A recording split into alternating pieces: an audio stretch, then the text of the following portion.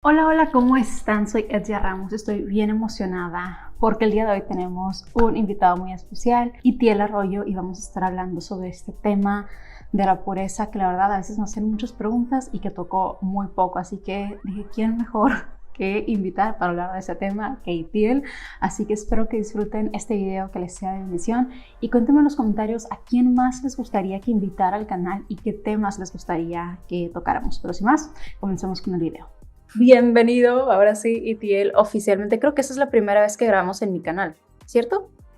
En tu canal creo que la primera vez, pero ya se hace como que somos familia. Sí, así es. Entonces, bueno, pues bienvenido y gracias también por aceptar este tiempo. Yo sé que tienes agenda llenísima, pero este es un tema que mínimo yo te he escuchado tocar muchas veces, como la cuestión de la pureza y la santidad y las relaciones y las tentaciones y tantas cosas.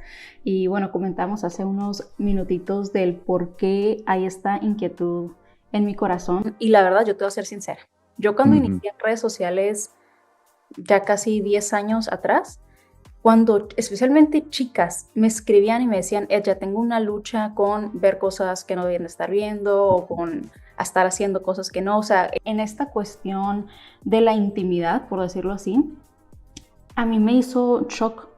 Yo dije, ¿cómo? Gente en la iglesia lucha con esto, o sea, como que yo no sabía que había esto, y a lo largo de esta jornada que he estado y pudiendo escuchar a más historias y más personas, me he dado cuenta no solamente que es una lucha real, sino que también a veces hay una muy falta de entendimiento de nuestra identidad en Cristo, que como Sí. cristianos empiezan a ponerse la etiqueta, soy mi pecado, ¿no? Soy mi lucha, soy la debilidad que tengo, en lugar de soy un hijo de Dios, redimido, justificado. O sea, es como que el enfoque no está correcto, entonces la lucha la viven a oscuras y perdiéndola porque no saben cómo pelearla y desde dónde viene esto. Entonces, no sé si nos puedes contar un poquito como de esta identidad en Cristo, antes de empezar en la lucha, en el pecado, en todo esto, es quiénes somos en Cristo, lo que realmente es la santidad, lo que no es la santidad, y sí, y tomemos desde ahí.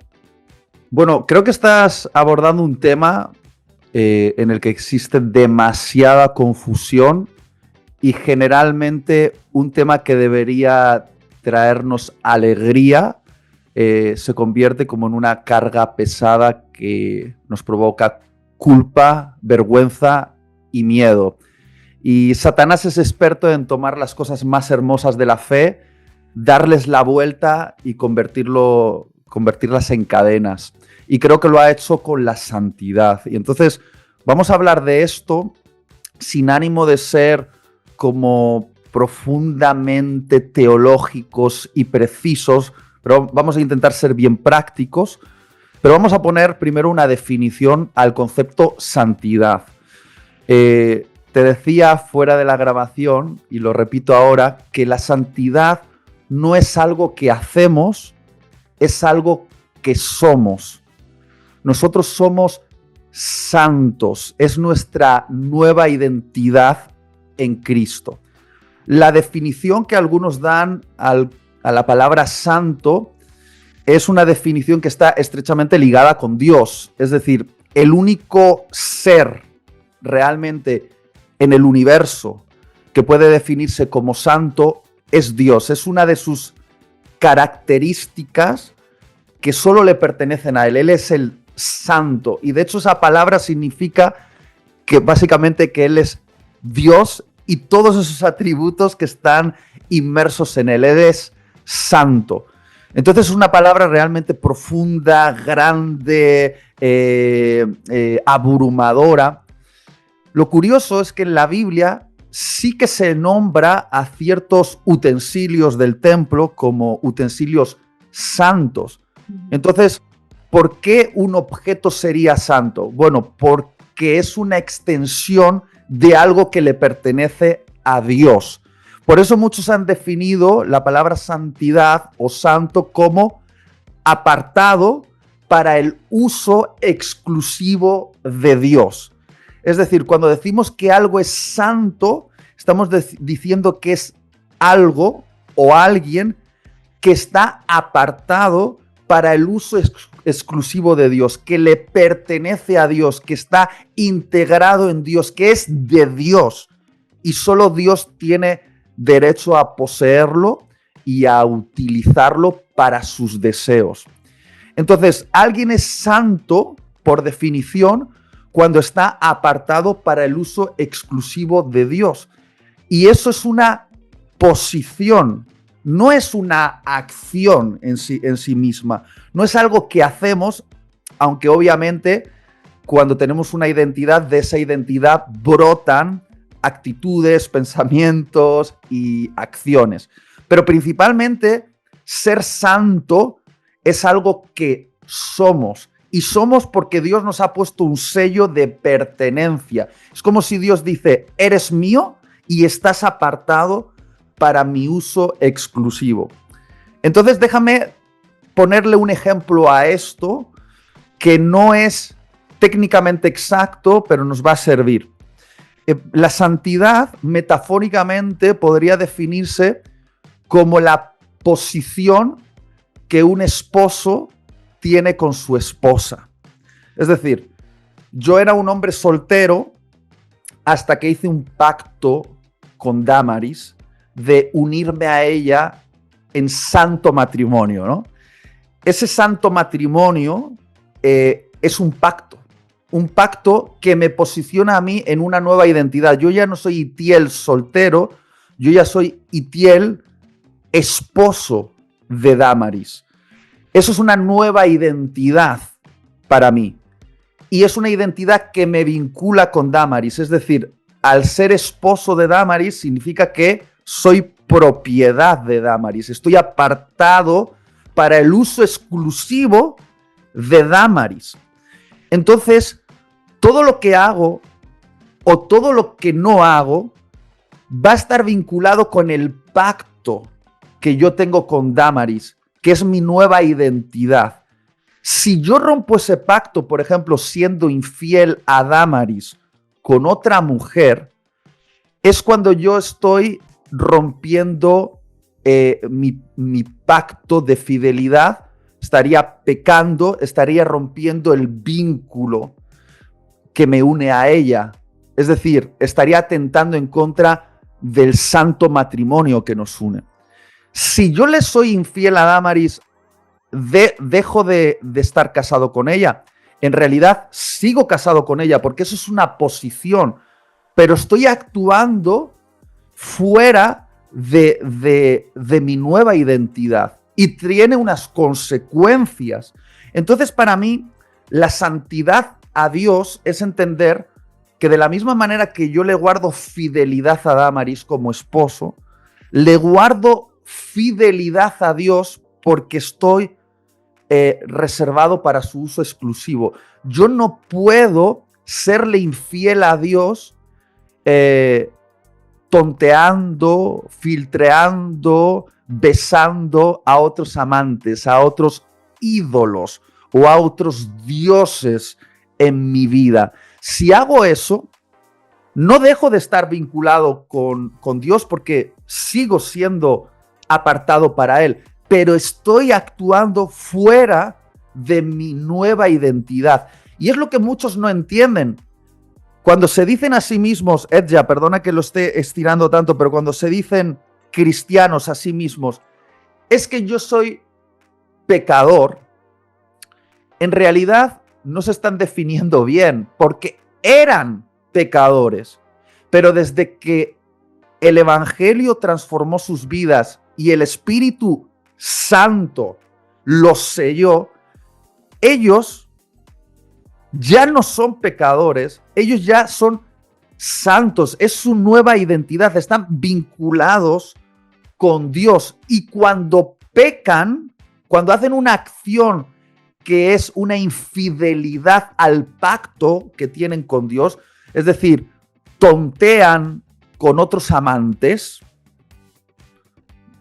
esos amantes tienen muchos nombres, lo que están haciendo es actuar fuera de la identidad que tienen, es decir, están en una esquizofrenia espiritual, están actuando como lo que no son, porque ellos son santos, están pecando, pero es que no son pecadores, son santos.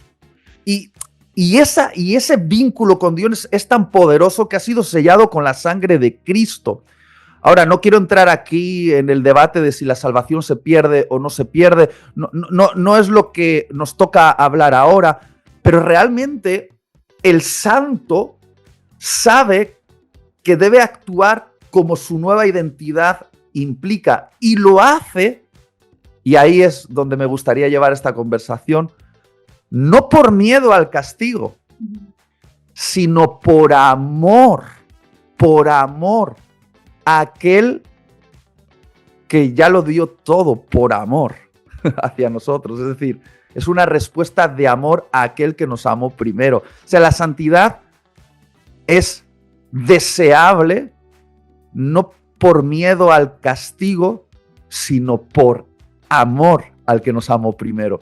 No sé si he explicado hasta aquí el concepto, Edja, porque para mí esta forma de entender la santidad es liberadora, porque no la entiendo como algo que me restringe, sino como algo que me abre todo un mundo de posibilidades, en realidad. No sé si me explico, Edja.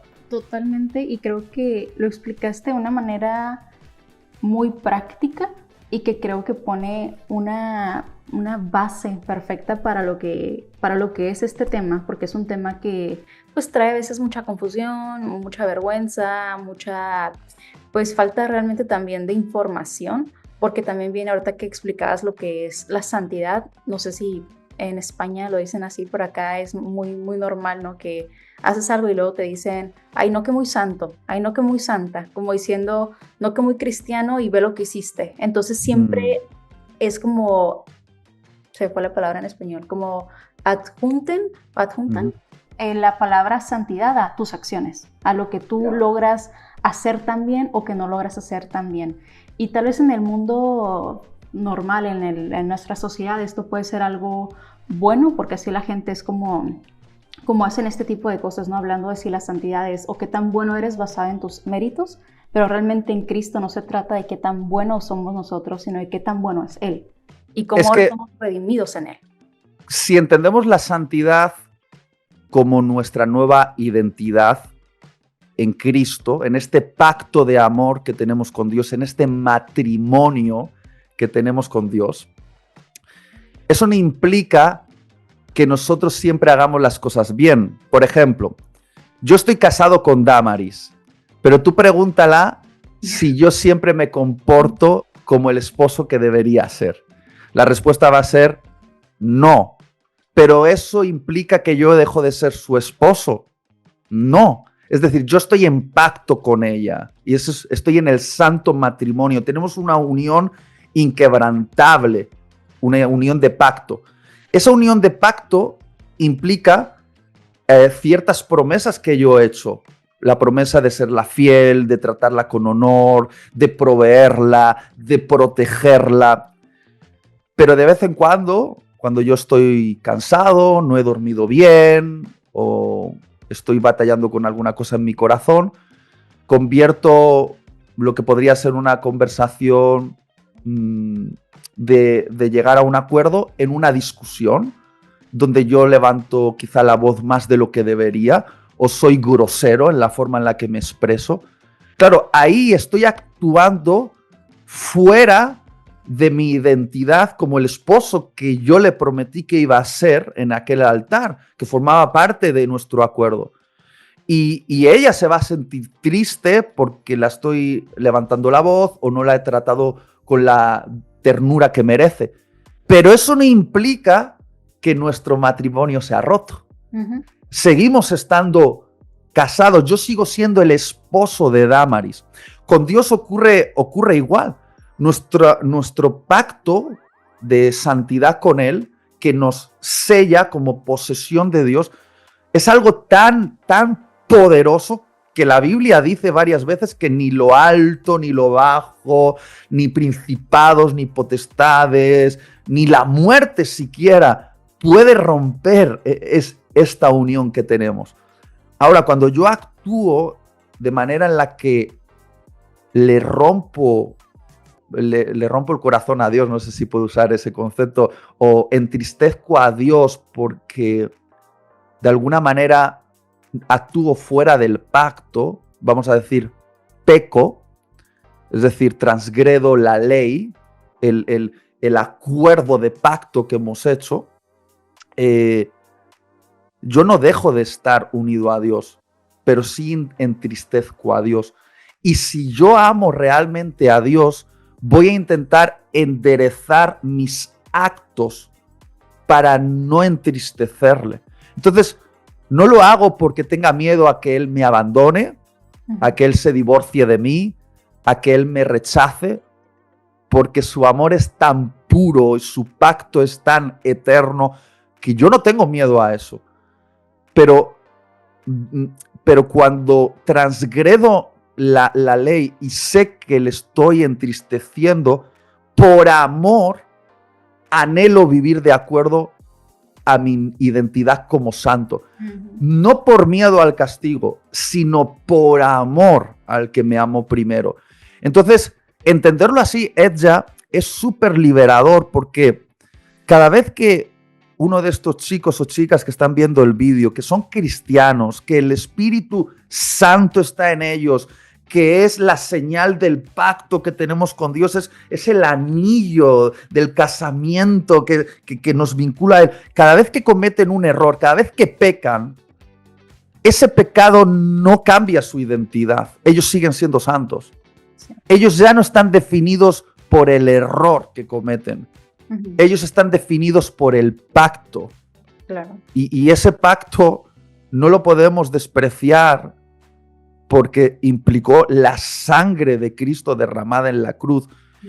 Y todo el Nuevo Testamento, cada vez que Pablo, Pedro, Santiago, Judas enviaban cartas a las iglesias, se referían a los cristianos como los santos que están en la ciudad de Corinto, de Roma o de Éfeso. Son los santos. No los nombraban como los pecadores en proceso. No. Éramos pecadores, pero ya no somos pecadores, somos santos, que de vez en cuando pecamos, pero no es nuestra identidad, es un error, es una esquizofrenia, es actuar fuera de nuestra identidad. Y si somos coherentes, no deberíamos pecar porque somos santos. No sé si logro hacer una explicación lo suficientemente clara del concepto.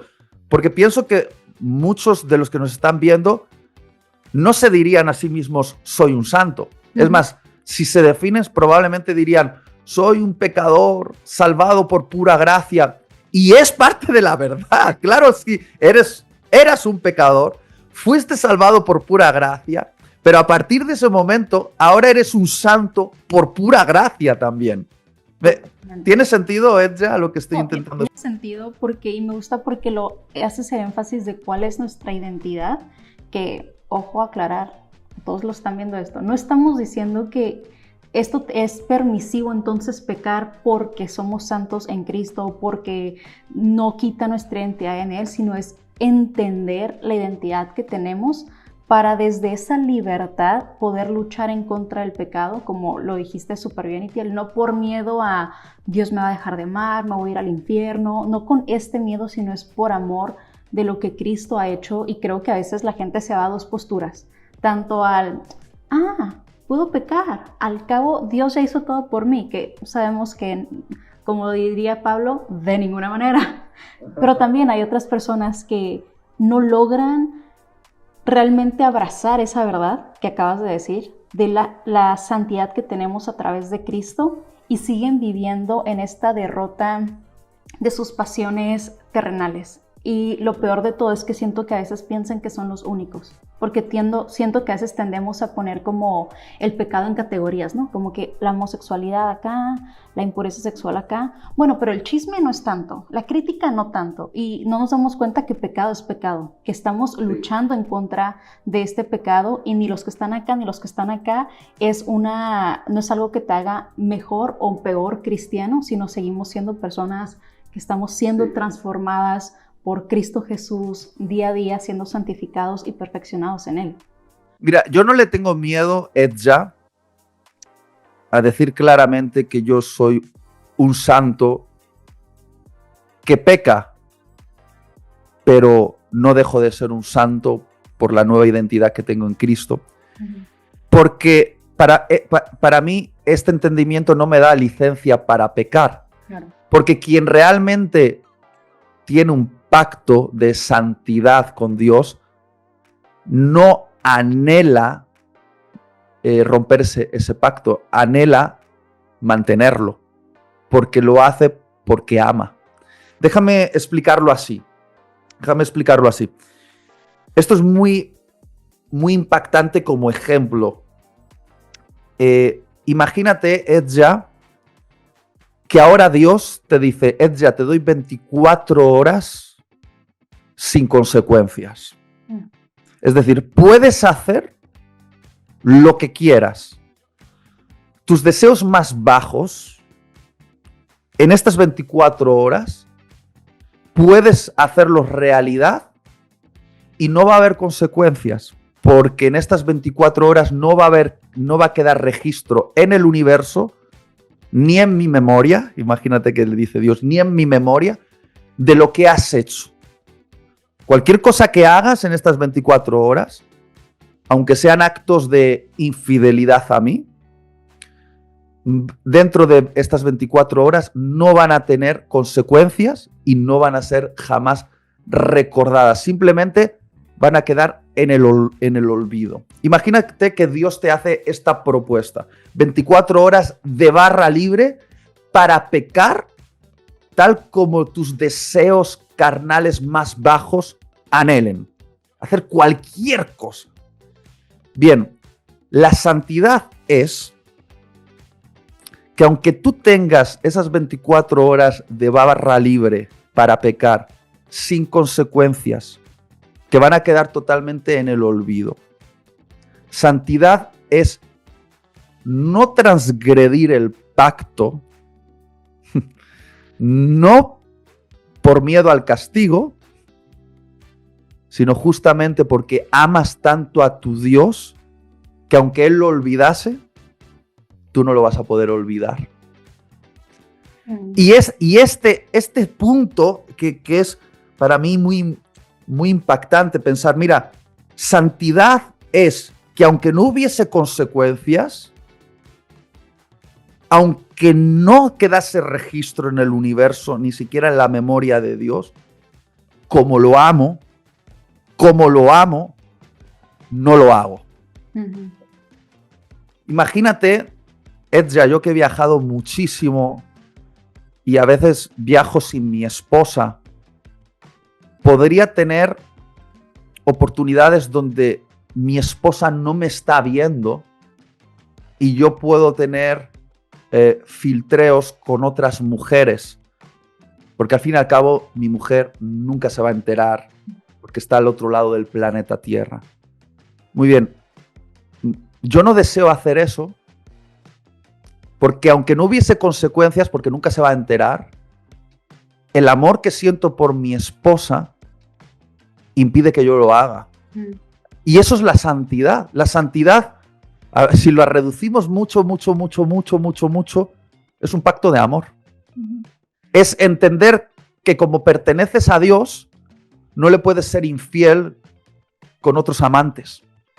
Entonces, incluso aunque no hubiese consecuencias, no lo hago por amor. Entonces, esa gente que toma esto tan poderoso de, oye, eres un santo, incluso si pecas, sigues siendo santo, y dice, barra libre para pecar, es que como soy un santo, entonces puedo pecar. Esa gente no ama. Uh-huh. Esa gente no ha conocido a Dios, porque cuando tú le miras a los ojos, cuando tú ves esos ojos de Jesús, que son llamas de fuego, de pasión por ti, cuando le tocas las muñecas y ves las cicatrices que anuncian el amor que Él te tuvo en aquella cruz, cuando ves las marcas en su costado, en sus pies, cuando ves ese rostro de Jesús y entiendes que santidad no es una serie de cosas que haces o no haces. Santidad es un pacto de amor con una persona. Uh-huh. Entonces no quieres romper ese pacto. ¿Entiendes, Edja? Y si lo rompes porque eres débil de alguna manera, lo bonito es saber que este Dios no rompe el pacto contigo. Y eso también necesitamos tener esta seguridad de que cuando yo, ya no te estoy hablando de cosas hiper, mega, ultra extremas, pero tú has nombrado que pecado es pecado. Y claro que pecado es pecado, los más escandalosos y los más sutiles. Cada vez que nosotros decimos una pequeña mentira, estamos actuando fuera de nuestra identidad como santos. Eso es una transgresión del pacto. Pero esa mentira no hace que Dios se divorcie de nosotros. Dios nos va a decir, esto me duele. Y si tú amas a Dios, vas a decirle, Dios, perdóname, porque esto que he hecho te ha provocado dolor, porque he transgredido el pacto. Quiero hacerlo mejor la próxima vez. Ayúdame a actuar como el santo que debo ser. Y Dios dice, tranquilo, el Espíritu Santo está en ti para ayudarte en una tarea que es humanamente imposible. Pero tranquilo, que el Santo, el Espíritu Santo que está en ti, te va a ayudar y te va a dar el poder para vivir de esta manera. ¿Me he explicado, Edja? ¿Tiene sentido? 100%, pero antes de continuar, mi bebé se acaba de despertar, deja de subir corriendo por él y bajo para que sea invitado especial. Dale, sin problema.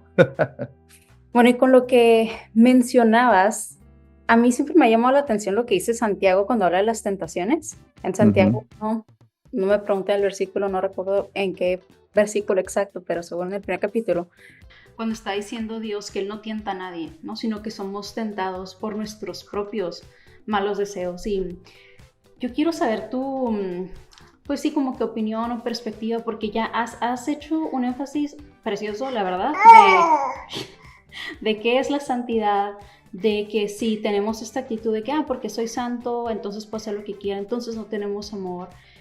Y nos damos cuenta que la tentación realmente viene desde nuestro corazón torcido, ¿no? Desde nuestra naturaleza pecaminosa que está luchando con nuestra nueva identidad.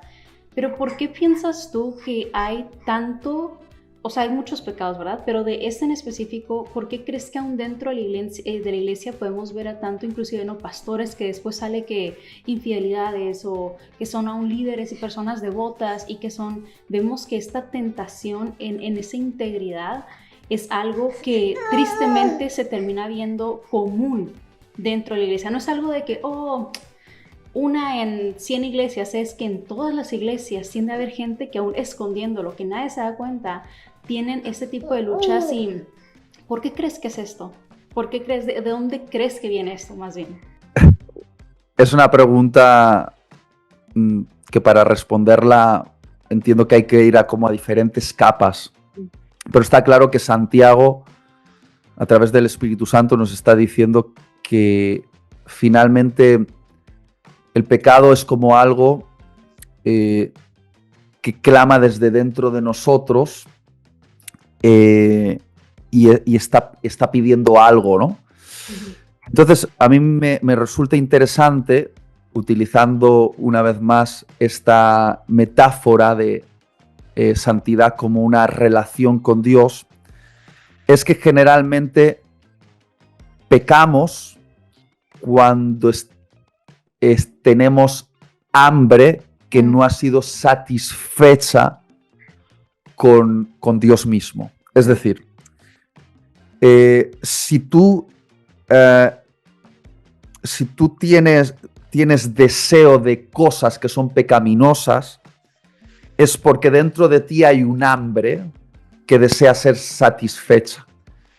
La manera en la que Dios nos propone satisfacer ese hambre es alimentándonos de Él, de su palabra, de su presencia, de su amor, de todos los múltiples regalos que Él tiene para nosotros en esta relación. Entonces, Dios nos promete que si recurrimos a Él y nuestra alma está satisfecha en Él, ya las otras cosas no nos van a tentar de la misma manera porque ya nuestra hambre está saciada. Una manera de explicarlo es siguiendo el ejemplo que mi mamá me dio cuando bueno, pues comencé a ir como esposo al supermercado. Me dijo, te voy a dar un consejo, Itiel. Vete al supermercado a comprar, pero vete con el estómago lleno. Porque si vas con el estómago vacío al supermercado, lo que va a pasar es que vas a meter en el carro de la compra un montón de comida basura, que es solamente como una respuesta a ese hambre que tienes ahora, que quieres ser saciada. Entonces vas a meter patatas fritas, chocolatinas o dulces o cosas grasosas, porque tienes hambre. Entonces mi madre decía, vete con el estómago lleno, así vas a elegir bien. Yo pienso que nos pasa muy parecido a la hora de pecar. Cuando pecamos, por ejemplo, consumiendo pornografía o chismeando o teniendo conversaciones que no deberíamos o yo qué sé, mintiendo, viendo cosas que no debemos ver porque son violentas o sensuales o lo que sea. En realidad lo hacemos porque tenemos un hambre interior en nuestra alma que estamos intentando satisfacer, pero lo estamos intentando satisfacer con comida tóxica que nos va a matar el alma. Y la propuesta de Dios es, hey, yo tengo un alimento mejor. Si te alimentas de mí, ya no vas a buscar en esas cosas lo que realmente ya te puedo dar yo. Yo puedo ser la satisfacción para tu alma. Si utilizo la metáfora del matrimonio, yo siempre les aconsejo a los matrimonios, y aquí hago una nota para matrimonios, de que un matrimonio tiene que comer bien en casa. Es decir, el esposo y la esposa se tienen que amar. Y amar significa darse besos, darse abrazos, hacer el amor. Y si toda esa alimentación, ¿no?, es correcta en la casa, uno no va a salir fuera de casa y se va a ir a la oficina con hambre. ¿Por qué? Porque come bien en casa. Porque en casa hay abrazos, hay besos, hay palabras, hay intimidad sexual. Entonces, el pacto de amor que tenemos con nuestro esposo, con nuestra esposa, cuando nosotros lo incentivamos, cuando vivimos en la plenitud de ese pacto, estamos tan satisfechos que ya no vamos a ser tentados de la misma manera a ser infieles fuera de casa, porque ya hemos comido dentro de casa.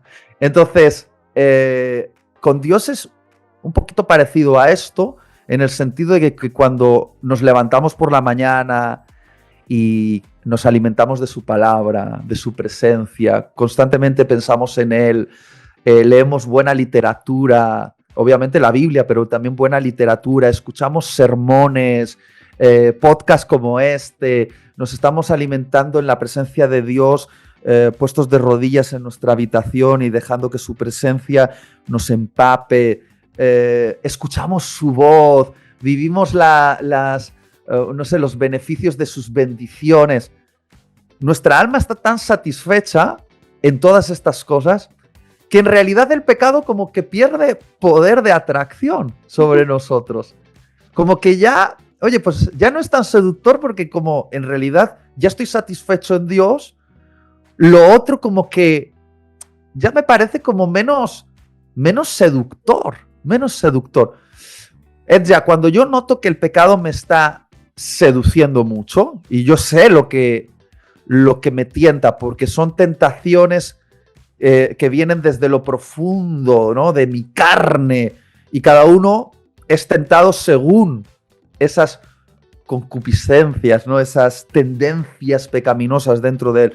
Cuando yo digo, wow, estoy pensando demasiado en el pecado, entiendo que hace tiempo que no estoy pasando tiempo alimentándome de Dios. De que tengo hambre. ¿Me entiendes lo que quiero decir, no? Sí. No, y es que dijiste eso y dije, Itiel acaba de poner como un... Siento que explicaste algo que estaba yo pensando ayer, que le decía a mi esposo, porque una de mis maneras pecaminosas de lidiar cuando estoy muy ansiosa o estresada, muy afanada con muchas cosas, yo descanso comiendo. Es como sacio esa ansiedad o ese estrés aislándome en la comida. Es como que ahí encuentro ok, me estresé con el bebé, tuve un momento y me puedo sentar. ¿Estás bien? Me puedo sentar a comerme una galleta, me puedo sentar a comerme una pizza y encuentro refugio o satisfacción en algo que no es Dios y por lo tanto está mal, ¿no? Y son en esos momentos donde le digo a mi esposo, voy a empezar a ayunar. Y el que yo, sí, voy a dejar de comer. O sea, y es como, esa es mi manera de decirle a mi cuerpo y a mi espíritu, lo que más necesitas es de Dios. Lo que encuentras satisfacción es en Dios. Donde vas a encontrar esperanza es en Dios. Donde encuentras descanso es en Dios. Y todo lo que está allá afuera es algo que te promete saciarte, pero que no te lo va a dar realmente. Y tal vez digo, esta es una tal vez tontería, ¿no? El comer, dices, es algo. Pero como tú mismo también lo has dicho, o sea, hay tantas veces que empieza a haber esta evidencia en nuestra carne de que nos hace falta pasar más tiempo con Dios. Y tendemos a ignorarlo. Y seguimos por nuestras vidas como si no pasa nada. Y cuando dejamos que llegue esta seducción y no la atendemos, es cuando llegan momentos donde decimos, ¿cómo llegué tan bajo? Y a veces no sabemos ni siquiera cómo salir y pensamos que la respuesta está inclusive en nosotros. Es que voy a ser más fuerte, es que yo voy a hacer esto o lo otro, cuando realmente siempre es volver a Cristo, volver a la cruz. Lo que tenemos que entender que tú no te purificas para tener acceso a la presencia de Dios, sino que en realidad tienes acceso a la presencia de Dios por Cristo, y en esa presencia te purificas. Generalmente la religión que está inflamada por el infierno te dice, hey, purifícate primero y entonces tendrás acceso a la presencia de Dios. Y en realidad el Evangelio nos dice, no, tienes acceso a la presencia de Dios y es en esa presencia donde vas a purificarte. Es allí en esa presencia donde nuestros deseos se purifican, porque Dios no es mucho, Dios es todo, es la satisfacción completa de nuestra alma. En nuestra alma hay un agujero que tiene la forma de Dios y no puede ser satisfecho con otra cosa que no sea Dios mismo. Entonces, realmente debemos ir con esa actitud desenfrenada de ¡ay! ¿Cuántos errores estoy cometiendo? No me merezco estar en la presencia de Dios. Bueno, justamente en ese momento es cuando más necesitas estar en la presencia de Dios. Nunca has merecido y nunca merecerás estar en la presencia de Dios. Cristo es el que lo merece y te regala ese acceso por sus méritos. Pues entonces entra así con toda esa locura, perversión, desenfreno en la presencia de Dios y ahí en la presencia vas a purificarte. No es al revés, no te purificas para entrar, no, entras y te purificas. Y añado algo aquí, que es uno de los asuntos prácticos que liberan nuestra identidad de santos. Voy a decirlo así, porque no que nos hacen santos, sino que liberan más la evidencia de nuestra identidad santos, como santos, y es el ayuno. Realmente no es una opción en la vida cristiana ayunar, es una disciplina que debemos incorporar a nuestras vidas, porque justamente el ayuno nos ayuda a reequilibrar el hambre hacia la dirección correcta. En el ayuno, que tiene que ser el ayuno de verdad. No me juzguéis por esto, pero este concepto del ayuno de Daniel yo lo cuestiono mucho porque a veces parece más una dieta que un ayuno. El ayuno bíblico es dejar de comer y solo beber agua y hacerlo durante un periodo de tiempo que tú acuerdes con Dios, ¿vale? Cuando tú practicas esto, puedes practicarlo en diferentes niveles. Si nunca lo has hecho, te invito a que empieces con un ayuno de 3 días solo con agua. Luego, cuando ya crezcas en esto, puedes ir a 7 días solo con agua y lo puedes ampliar finalmente hasta 10 días solo con agua. Si lo quieres hacer más de 10 días, quizá ya ahí podría aconsejar que se añadan pues algunos zumos o sopas, pero sí puedes llegar a hacer hasta 21 días solo con agua, pero tienes que hacerlo en una condición bien medida y controlada. Ujú. Ahora, cuando haces esto, ayunas solo con agua, lo que estás poniendo es una restricción a un deseo fundamental de tu carne, que es básico y primario, es tu deseo de comer.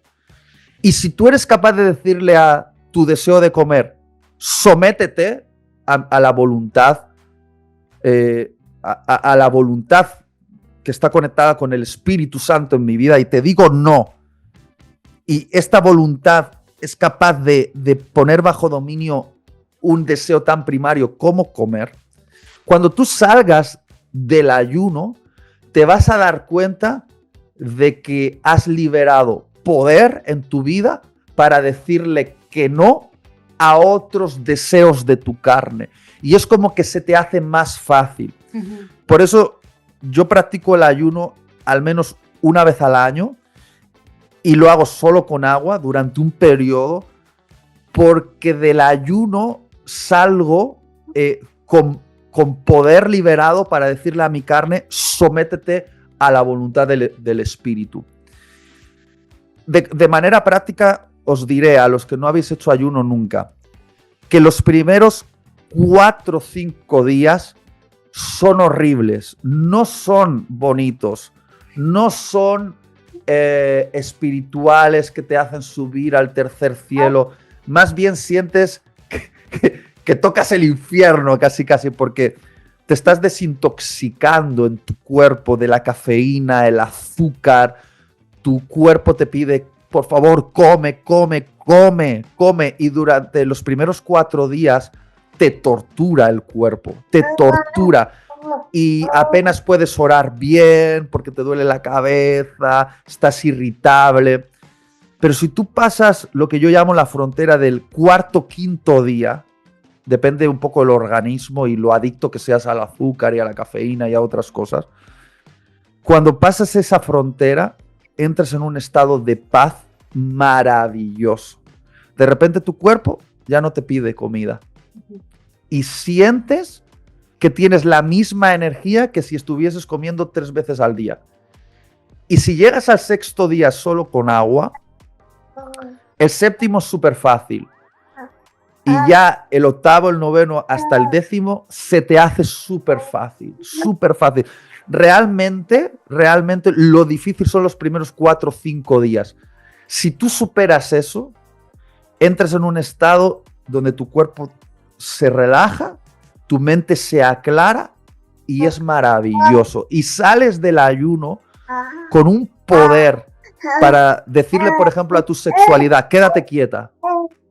Y voy a decir esto práctico. Si tú estás luchando con el porno, haz un ayuno de 7 días solo con agua. Supera esos 7 días y serán los primeros 7 días del próximo año sin porno en tu vida. Wow. Porque no quiero ser místico y que es que de repente todos mis problemas se van a arreglar por ayunar 7 días. No es que se arreglen, sino que realmente después de los 7 días diciéndole que no a algo tan básico como comer, después vas a poderle decir que no a tu deseo de ver una imagen pornográfica con un poder renovado. Y yo lo he practicado esto con hombres que me piden consejería, y claro que hablamos de cómo superar la pornografía de manera práctica y bueno, pues no entres aquí, o instálate esto en el teléfono, o carga tu teléfono móvil fuera de la habitación. Vale, consejos prácticos. Pero querida, cuando practican lo de los 7 días de ayuno solo con agua, como su punto de inflexión para decir, a partir de aquí, contacto cero con el porno, realmente salen de esos 7 días con mucho poder para decirle que no a ese deseo de su carne. Wow. Me encanta que lo hayas tocado porque honestamente sí te voy a pedir como consejos prácticos para la gente que estuviera luchando con esto. Pero siento que a final de cuentas, aunque sí obviamente sirven los consejos prácticos, tanto que si se instalan cosas en el teléfono o demás, creo que a final de cuentas la raíz es esta. El llegar a un punto de reconocer que la carne es débil y que necesita ser sometida y ejercer el dominio propio y llenarnos más de Dios y entender que de ahí va a salir eso, porque podemos hacer muchas cosas prácticas en muchos sentidos de nuestras vidas, pero la tentación siempre va a estar ahí, especialmente en el mundo en el que vivimos con redes sociales. O sea, a veces, no sé, te metes algo y te aparece algo que ni estabas buscando, o si empiezas a ver una película, una serie que quizás no sabías que algo iba a salir, y en ese momento tienes la fuerza para apagarlo, para correr de ahí, o es algo que empieza a generar como ese gancho y empezar a traer tu alma a hacer algo que no deberías. Entonces, creo que esta cuestión del ayuno es fundamental. Digo, no solamente en este pecado, ¿verdad? Sino, yo acabo de dar un ejemplo medio tonto, ¿no? De alguna manera, aunque no es tonto, la dependencia de algo fuera de Cristo. Y son en diferentes áreas que como creyentes tenemos debilidades.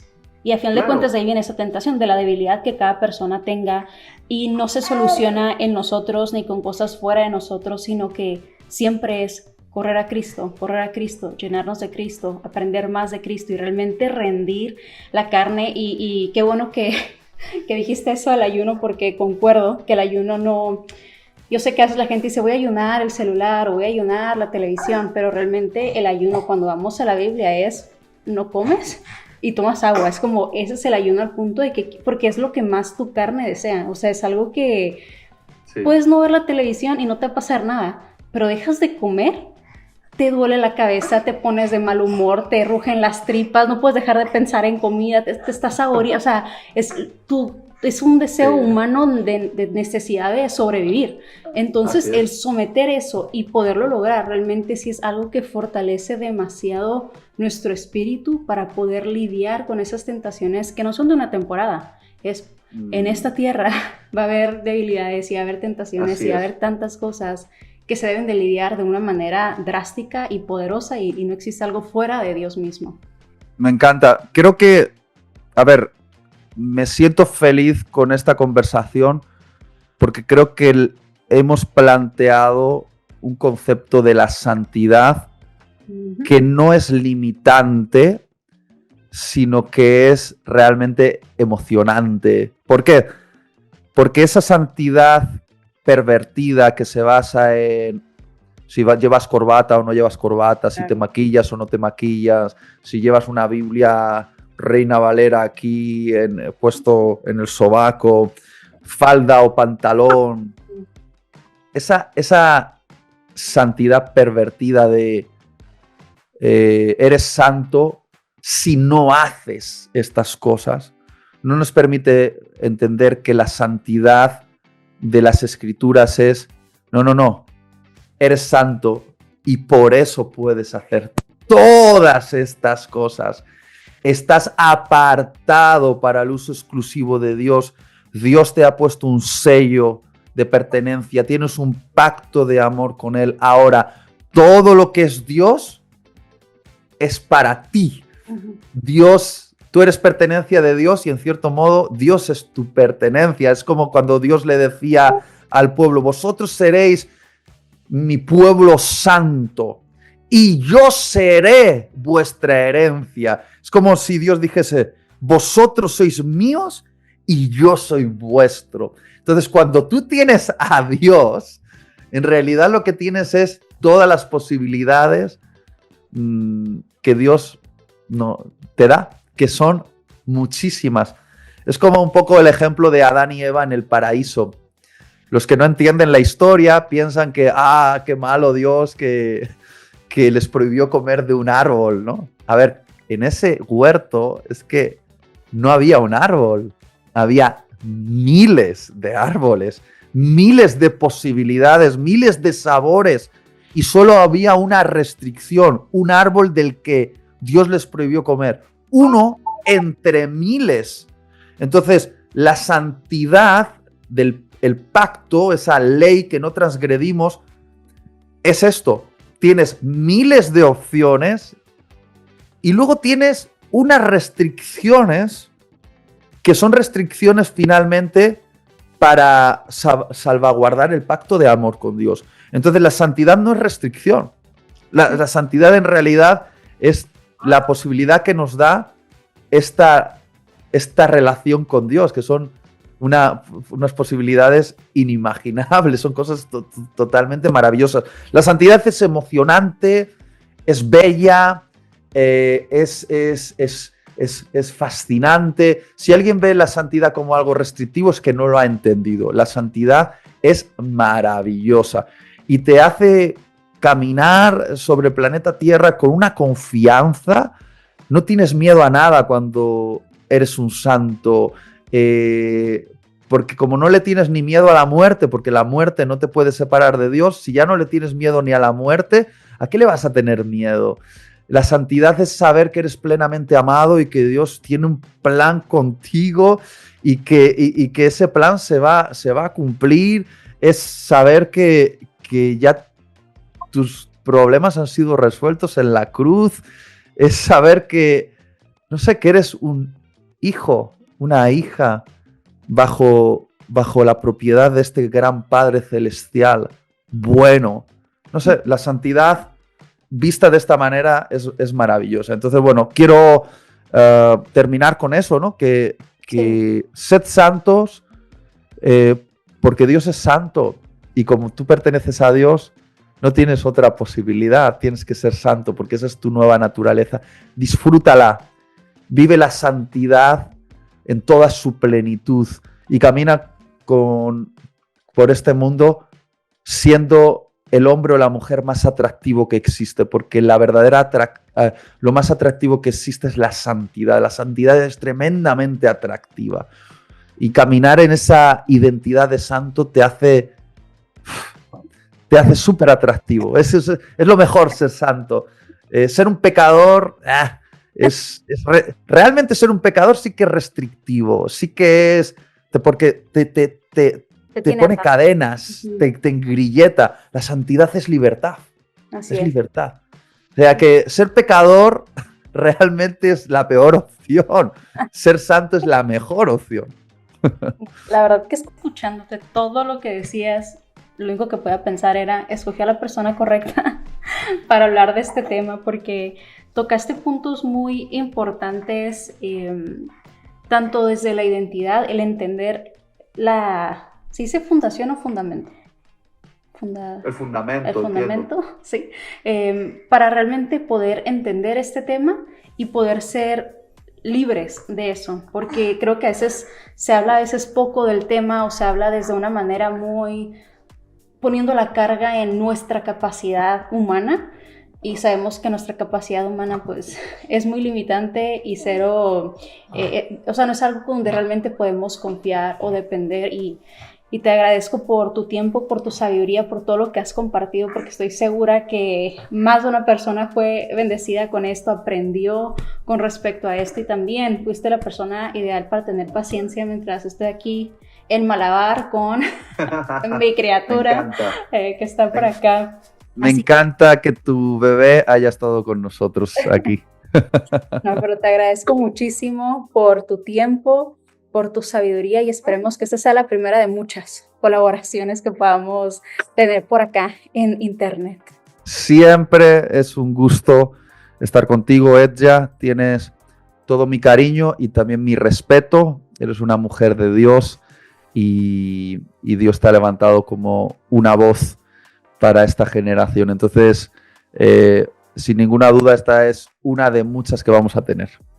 No, pues muchas gracias y chicos, gracias por ver esto y nos vemos después.